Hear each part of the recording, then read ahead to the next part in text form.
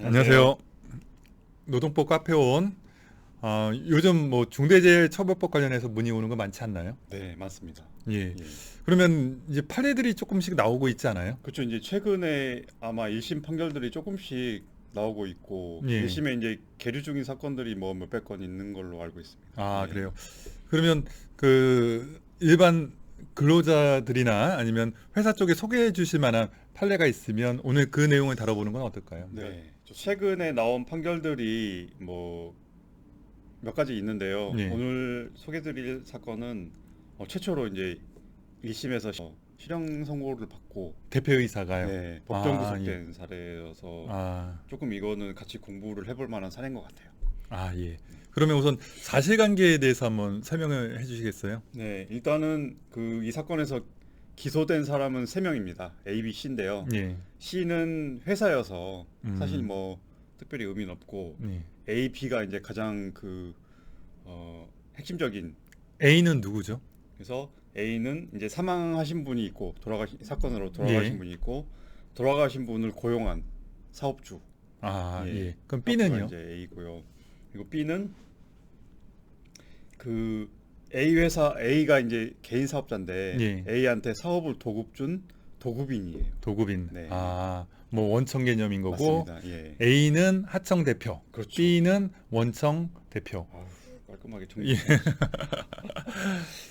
그러면 이 사건에 대한 개요, 뭐 회사 내용이라든지 개요에 대해서 간단하게 한번 설명을 해주시겠어요? 네, 제가 이제 3명이 기소됐다고 이제 3명이 걸려 있는 사건이라고 피고인이라고 말씀드렸는데 C는 회사라고 말씀드렸죠. 예. C는 압연 압출 등을 하는 회사예요. 아, 네, 그래서 그 이제 C 회사가 A는 개인 사업자죠. 예. 네, A에게 방열판 보수 작업을 하도급 줬습니다. 네, 그래서 이제 그 A 개인 사업자 A가 H라는 사람을 고용해서 예. 이 사람에게 이제 작업을 시킨 거죠. 예. 네, 그 과정에서 이제 H가 이제 사고를 당한 건이네요. 그렇죠. 그러면 네, 그 양형에 대해서 어떻게 이제 판결이 나왔는지. 그래서 이제 그 그러니까 그 사망하신 분을 직접 고용하신 분은 예. 산업안전보건법 위반으로 재판에 넘겨졌고요. 예. 그리고 도급인 B 도급인의 회사 대표이사죠. 예. 그 대표이사는 중대재해처벌법 위반으로 음. 기소가 된 사안이고요. 예. 그래서 이제 둘 다 유죄가 나왔습니다. 예. 네, 유죄가. A는 어떻게 양형이 나왔죠? 그래서 A는 산업안전보건법 위반으로 징역 6개월, 집행유예 2년 2년. 나왔고요. B는요? B가 이제 중요한데 B는 징역 1년 실형 선고가 됐어요. 집행유예 배도 없고요. 예. 아. 그래서 1심 선고하는 자리에서 바로 법정에서 구속된. 음. 네, 그래서 혹시 뭐 B가 그 합의를 하거나 뭐 그런 게 있지는 않았나요? 예. 합의를 했습니다. A, B, C 모두 피해자 측 유족이랑 이제 합의를 했고요. 예. 근데 그럼에도 불구하고 실형이 선고됐다는 게 예. 조금 저도 이제 시사할 점이 있는 것 같아요. 그러니까 지금 A같이런 뭐 직고용한 대표한테는 지금 중대재해처벌법이 적용이 안 됐고, 안 됐고, 예, 그렇죠. 오히려 이제 도급 사업주인 B에게 중대재해처벌법으로 실형이 선고된 맞습니다. 아주 특별한 사건이라고 볼 수가 있겠네요. 그렇죠. 예. 예, 그러니까 보통 직접 고용하는 회사가 더 책임을 많이 묻는 예. 그런 사례들이 많은데 이 사건 같은 경우에는 직접 고용한 사람이 아니고 도급인, 그러니까 현장에서 안전관리를 직접 해야 될 의무가 있는 도급인이 더 큰 책임을 지게 된 사례입니다. 그 판결문상에도 보면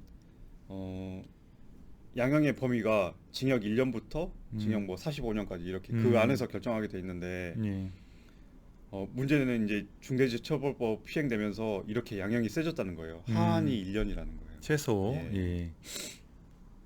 그러면 사업주는 중대재해처벌법을 이제 저촉받지 않기 위해서는 어떠한 조치를 해야 되는지. 네. 한마디로 말하면 산업안전보건법상 해야 되는 의무를 전혀 이행하지 않은 거죠.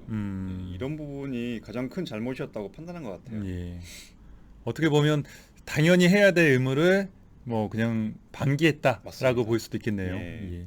그래서 저희가 이제 저희가 회사한테 이제 뭐 자문 같은 걸 할 때도 이런 기본적인 의무를 한 상태에서 조금 양형에 대해서 이제 선처를 해달라 이렇게 부탁을 할 수 있는 거 아니겠습니까? 그렇죠. 네. 근데 기본적인 의무를 이행하지 않았으면 사실 이거는 법원에서도 선처를 해주기가 어려운 사례가 되는 거죠. 저희 회사들이 이제 도급 뭐 하청을 많이 쓰는 이유가 비용적인 문제와 맞습니다. 그다음에 위험의 외주화라고 해서 내 책임 아니야라고 그렇죠. 하는 그런 부분이 있는데 이와 같이 이제 원청 사업주한테 책임을 묻는다고 한다면 이제 도급이라는 걸 굳이 도입할 필요가 있을까라는 맞습니다. 생각을 해볼 수도 있겠네요. 네, 좋은 점 지금 지적해 주셨는데, 그러니까 중대재해처벌법이 시행되면서 가장 큰 변화가 이 도급인 회사의 대표이사를 처벌하게 됐다는 겁니다. 과거에는 도급인 회사의 대표이사는 기소 자체를 안 하거나 예, 예. 아니면 뭐 형사재판에 넘겨져도 무죄가 나온다거나 이런 경우가 되게 많았거든요.